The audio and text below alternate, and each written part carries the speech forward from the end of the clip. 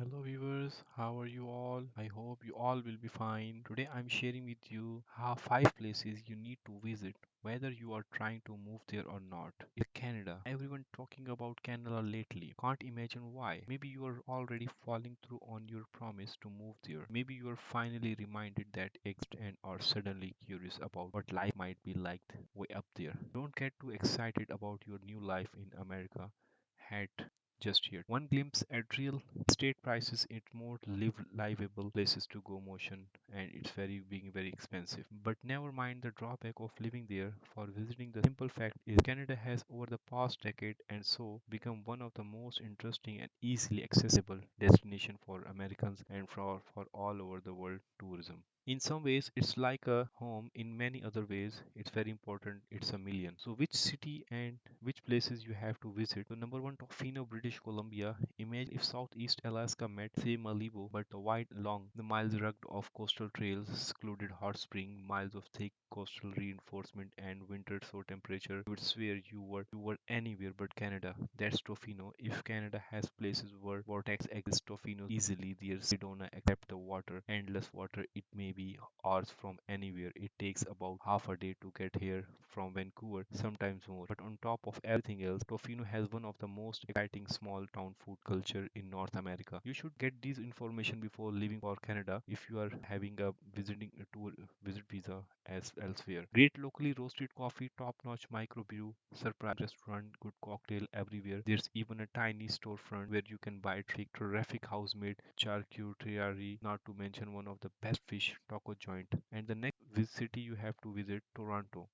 Ontario, one of the most interesting for American and all over the tourist at least is that is provided an glimpse of what our own Great Lakes cities might be like today. What American power and population not now centered on the outward facing coast for much of its life. So Toronto looks south of the border at a city like Chicago, secretly feeling ever so slightly jealous at the seams and coming close to the emerging as a truly world-class city, even if it is often punishingly utilitarian physical presence and too often. So that's neighborhood like Parkdale and Dundas West are about cool as they are days, but don't miss a foray into the city dull shrub. Particularly in Great Lakes history and culture, you will constantly confront it with the family. The number one comes at the Canadian Rockies, Alberta and British Columbia. Everyone probably heard of Banff by now, but that's just the spirit when visiting this vast, rugged region that even die-hard fans of our own Rocky Mountain can't help but admit it's kind of the best ever, straddling